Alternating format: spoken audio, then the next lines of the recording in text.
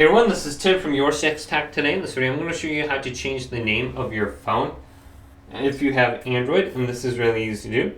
So maybe you're trying to share your phone or something with another phone, and everyone's got the same phone, so it just keeps coming up the same thing. So we can go to settings right here, scroll on down to where it says about phone. Then the first option is device name. We can select this, and we can delete this.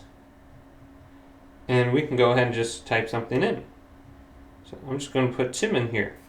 Moto G Stylus 5G Tim. So maybe you're trying to connect to another phone.